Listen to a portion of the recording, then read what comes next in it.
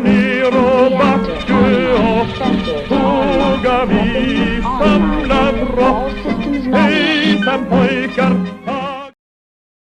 and welcome to today's Battle Mech review. Today we're going to look at the Executioner or Gladiator, depending on which side of the border you're on, which is one of those fairly scary mechs from the clan invasion, even though once you start digging into it, it might not be as bad as some people thought it was. It is highly mobile for a 95-ton mech, and that's probably what gave it a reputation over the years. It's also not the worst thing out there. I mean, there's a reason why a lot of commanders have used it over the years. But it fits a weird category similar to things like the Banshee and some of the other fast assault mechs, which is a bit odd once you start thinking about it as to what should an assault mech be able to do. So let's get into it. So first off, we need to clear up the confusion that there might be regarding the name here. Clan Ghostbear and Clan Burrock's Executioner was called the Gladiator when it was first met by the Inner Sphere people, and it leads to some confusion nowadays because there's an original Gladiator, which is a 55-ton mech from the early age of Battle Mech, which is also around. It wasn't around for the longest time, and nowadays, well, was put back into production with a whole lot of upgrades. This original Gladiator was the first homegrown mech from Auscarita. It was a rather spectacular failure, losing a major fight against a bunch of commandos, which basically shelved the design. Someone tried to do a modernized version of it and never really sold. You might see a few of those floating around some mercenary outfits out there. But it was really only in the Jihad when StarCorp bought the design and re-released it with a whole bunch of upgrades that this Gladiator really came back into business. Make sure you calibrate your targeting computer with modern designations. You want your computer to say that you're fighting an Executioner and not a Gladiator, because you might get confused and start shooting at a thing that is a little bit bigger than what you're intending to fight. Looking more at the Executioner, it's one of the design with one of the oddest design process in history. It was originally a first-generation Omni-Mech from Clan Burrock, which we nowadays call the Executioner B, just because of weird situations. After reviews of the design, I actually somewhat preferred that particular version of the Executioner to the one that we actually know and have seen a lot more of. What happened was that the Ghostbear actually won the production right of it in a trial, and they got to work to make their own new totem mech out of it. Things didn't quite work out, so they actually split the design process into a revamp of that Executioner, which is the one that we now know of, and the fairly beloved Kodiak.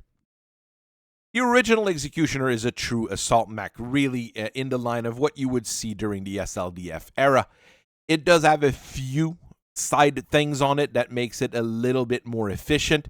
It's got 2 jump jets, allowing it to jump 60 meters to get out of minefields or go up a hill fairly quickly, and you can go 64 kilometers per hour using a 285 rated XL engine, which is not huge, but quite functional.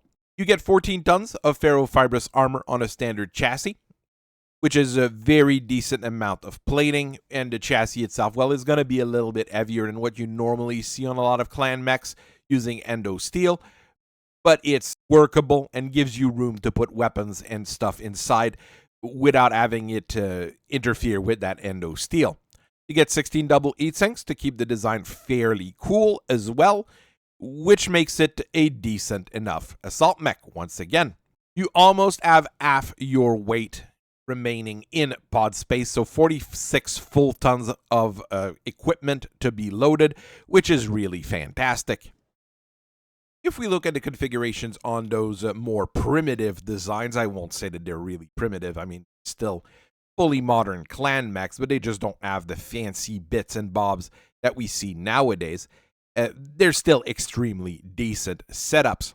Prime is a big gun hunter with an Ultra AC-20 with 4 tons of ammo in the right arm and an ERPPC mounted on the left torso. Your left arm has a pair of large pulse lasers for precision fire, and the right torso also mounts a pair of Ultra AC2s for planking and reasons. Honestly, at some point, with 46 tons of equipment, you might just start putting things that might not be normally seen on a mech that size. But the rest of the setup is scary in most mechs that size. Alpha configuration of the Burrock's Executioner mimics the Annihilator, which was still fairly popular with the clans at the time.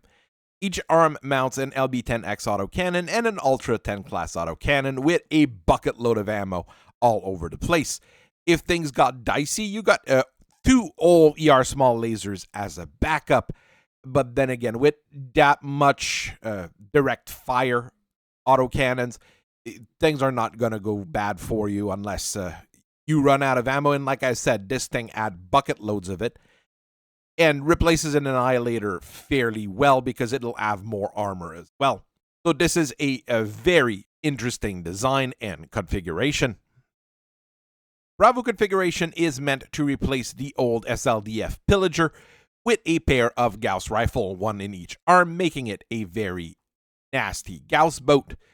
You get 40 shots that are spread throughout the torsos and the arms, and for even more sniping potential, you get a ER large laser as a backup, and 4 medium pulse lasers giving you a very good medium to short range punch. Clan ER medium pulse lasers are really nasty. This is another one that's really good, and once again replaces a original SLDF design in a nice way.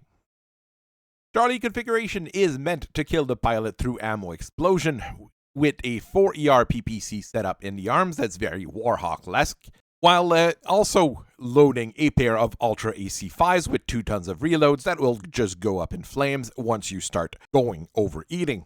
You get an extra set of 2 tubes SRM and 2 tons of ammo, just so you can be completely sure that you're going to have a catastrophic ammo explosion. When Clan Bear started working on the Executioner for their upgrade, the main thing they did was try to make it more mobile and not require valuable seconds getting up to speed, which was the biggest problem on the Executioner B. It took them a good long while working on it, but by 3001, the new Executioner was on the market and was popular enough in the invading clans that it was featured in TRO 3050 from Comstar as the 95-ton mech of choice of the clans. Even in exile from their own world, Clan Bear keeps producing these things in a massive amount at Alshane Battleworks. It's the mech that I probably get the most from Clan Bear, at least in terms of the Omni mechs. It's nice, it's functional. I like the B better than the current one personally, but that's just because of how I view assault mechs. And I understand what Clan Bear did with that machine. D-Bear's new Executioner is also 95 tons, but it uses a massive 380 XL in order to go up to speed, and then uses a mask on top of it to go up to 86 kilometers per hour.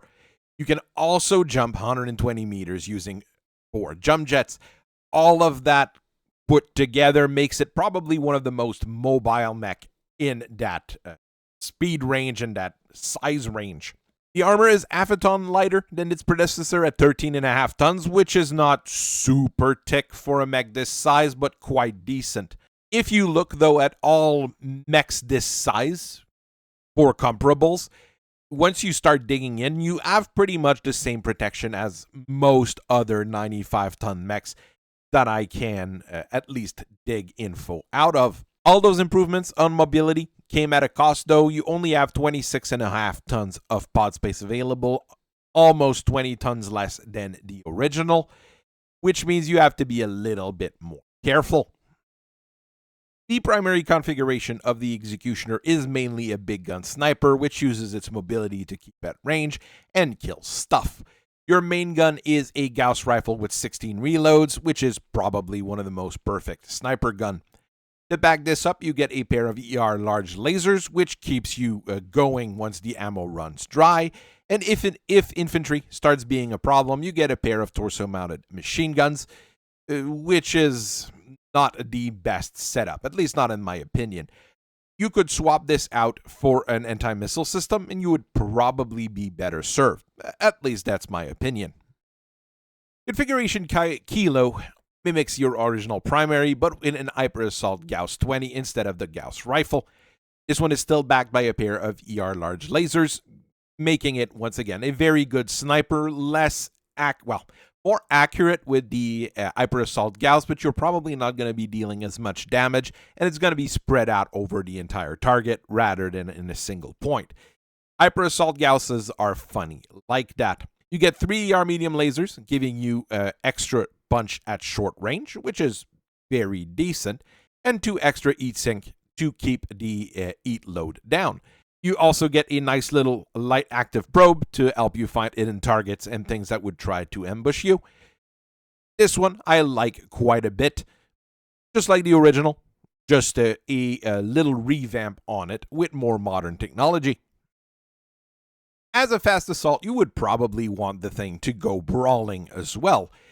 Sniping can be good, and mobile snipers are fun, but with a big thing like an executioner, get into it and get fighting. Alpha configuration goes hard with 3 large pulse lasers, which is terrifying, and it's backed up by 4 ER medium lasers, which have pretty much the same range profile. You get 3 extra double heat sinks to try to keep the heat down, which it might not quite be able to do. And you still get those 2 machine guns to help out against infantry, which might, again, be better served as an AMS or maybe a small pulse laser, so the ammo doesn't go. Configuration Fast is another kind of brawler. This one goes with an ERPPC for long-range fire, and you still get a pair of large pulse lasers at closer range. Not that close. All of that is tied to a targeting computer, while the engine is linked to a supercharger because of going 102 kilometers per hour in a straight line in a 95-ton mech is absolutely terrifying. Getting hit by a charge from one of those things will probably end the day of whatever it hits. And with this kind of weaponry on it as well, you're going to be able to do like half-decent sniping and a very good precision fire at closer range. Honestly, this is one of the better configuration, even though it might look like the weapon load is small. Charlie is a missile brawler, but as any good clan missile brawler, that means that you're bringing LRMs to bear. You get a 20 rack LRM with Artemis guidance on one side, and to complement this, you get an Ultra 20 class autocannon in the other with 3 tons of reload. The Ultra 20 class autocannon is tied to a targeting computer, as well as that emotional support ER small laser that takes up that half ton that you have room in your pods for. I mean, it's meant to be scary. It meant to get in your face and just shoot those massive autocannon shots and missiles in your face. It's going to work fairly well in that regards. Bravo is a bit of a more traditional brawler with an ERPPC as its only real long-range weapon, while at closer range it carries an Ultra AC-20 and an ER medium lasers. All the weapons are also tied to a targeting computer, so you get that extra accuracy on top of it. Nothing super special about this one. I do kind of like it, but you're probably better served with that LRM version just to have a little bit more variety. Hotel configuration is also set up as a brawler with an Ultra AC-20, because that's probably one of the best brawler gun you can put on a mech this size. It wouldn't be an hotel configuration without heavy lasers, so you get an heavy large laser and 2 ER medium lasers for backup. Not sure why they didn't stick heavy medium lasers in, probably because of the heat curve. You do have a targeting computer on this one as well, which helps with the accuracy of the heavy large laser, and you get a flamer for anti-infantry work. Again, maybe replace those ER medium lasers with heavy medium lasers just to give you a little bit more short-range punch. The heat curve is going to be terrible, but, you know, life is life. The flamer might be a little bit superfluous, but not that much. Not much else you could put for that half ton that would be super useful. India configuration is meant to be used as an improved heavy large laser boat. You get 2 of them on the right arm or the left arm. I mean, it's not picky, it's pods. And on opposite of that, you get a pair of Streak 6-tube SRM to do some anti-tank action and crit seeking, as your heavy large lasers are going to cut people to shreds. In order to make sure that you get in range, you get a supercharger and an ECM to protect you against enemy electronic warfare equipment. This one I have only seen used once. It did really great until the arm with the improved heavy large laser was taken off. It's probably a case of your mileage may vary, and you have to be careful of how much heat those things generate. Delta configuration will also boil the pilot alive with a massive array of laser weapon. The centerpiece is a large pulse laser, which is backed by 3 medium pulse lasers, and at shorter range, 3 small pulse laser, which is going to mean infantry is going to regret getting close to you. On the torso, you also have 2 other small pulse laser, and that small ER small laser to fill out that half ton. Opposite of this, on the other arm, you've got 12 tube of standard SRMs, fed by 3 tons of ammo, so you're going to have a steady stream of missiles. This one is pretty accurate with all those weapons in one of the sides. The SRMs are not that accurate, but are going to take care of anything that has weak armor or vehicles. Pretty functional overall as an assault mech. Golf configuration uses more modern equipment to keep up to date in the fight, and it's a mix of a sniper and a brawler in a way. Your main weapon are an ERPPC and a Streak 15 rack LRM on the left arm. So you're going to have a lot of direct fire long range weapons with that. On the other arm, you get a brace of 6 ER medium lasers, so half a Nova, with barely enough heat sinks to shoot all of them, but you know, that's just how it is. All your direct fire weapons are tied to a targeting computer, and you've got a Watchdog CEWS to provide you some electronic warfare capabilities, a mix of ECM and active probe equipment. Echo configuration is a bit of a missile boat with a focus on its 2 9-tube ATM launcher with 5 tons of reload, so you've got plenty of customization available with that. For sniping at longer range, you also have 2 ER large lasers, which give you very decent punch, and 2 heavy medium lasers at shorter range if things go bad. For things going really, really bad, you have a heavy small laser as well, just in case. With all of that, you're going to be a very decent mid-range missile boat and sniper. You're not going to be focusing on anything in particular, but you're going to be able to do both those jobs well enough. Juliet configuration is not your special jumpy situation here, mostly because if you were wanting to put improved jump jets on there, you'd have to build a new mech since the jump jets are built into the frame. This one actually focuses on a Hyper Assault Gauss 40 in the right arm with a feeding mechanism that goes all the way to the right torso with 12 volleys of big buckshot. Opposite of that, you get 18 tube of SRM with 3 tons of reload, making sure that you basically turn any tanks, overtanks, aircrafts, or anything that is not with Arden armor into shreds. Lima configuration is a missile boat sniper in all sense of the terms, using a pair of Streak LRM 15s for super accurate long range fire, even though you can't do indirect fire with them, which is what makes missile boats a little bit better than snipers in some cases. But you get 4 tons of Case 2 protected ammo, so the ammo is never going to be a problem. On the other arm, you get those 2 ER large lasers, so you can stay in the field fairly long and still be somewhat of a threat. Papa configuration is often set up as a plasma boat, but in this case, it really only has one single plasma cannon.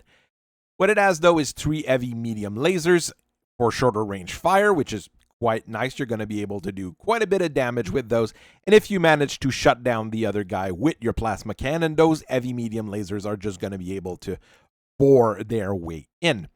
For long range fire, you get a 10 rack LRM, which is average, but your big main gun is an Hyper Assault Gauss 30, so you can basically turn things into shreds by just shooting massive buckshot at them. Finally, Tango configuration is another retread of the Prime, but this time with some proprietary equipment from Clan Wolf. The lasers are a pair of ER large pulse lasers, which are fairly accurate and have fantastic range, but generate a ton of heat. On the other arm, what you have is a 10 class LBX autocannon rather than your Gauss rifle, with both birdshot and slugs. You get an ECM to protect you against enemy electronic warfare equipment, and you have that paired machine guns to take care of infantry. Once again, those machine guns, you could probably just take them off and put in an anti-missile system instead, or maybe an extra double heat sinks if you've got the room. This is just a remake of the original with new weapons. It will work for what it's meant to do. This presentation was another kind of marathon, basically because we covered two machines, even though they were quite related to one another. Really, at this point, I think I like the original better than the remake. Not the prime configuration of the original, but some of the support ones. The remake Annihilator and the remake Pillager are pretty good, because I really think an assault mech should behave like an assault mech, not like a jumpy scout cavalry mech that has an opportunity to break its legs because it uses a mask. There's a lot of configuration for these bad boys, and they're really good overall. So I'm not saying that I don't like the current version of the Executioner. I'm just saying that in my eye, I think the original was a little bit more relevant. From a front lines perspective, both of them have their advantages and their inconvenience. I mean, you have to do a whole lot of work on those old Burrock Executioners if you want them to work, and I only really ever saw one of them here, even though they're supposed to be fairly common amongst the clans themselves, just in second line units, or hidden away and people think they're fighting the regular Executioner instead. It's one of those machines that will remain around for as long as the bears decide to keep building it. So it is a thing that you need to expect to fight when you're going up against any members of the clans. So I thank you very much for listening to me for so long. I will be seeing you guys later, and we will keep talking about clan mechs in the near future. Bye-bye.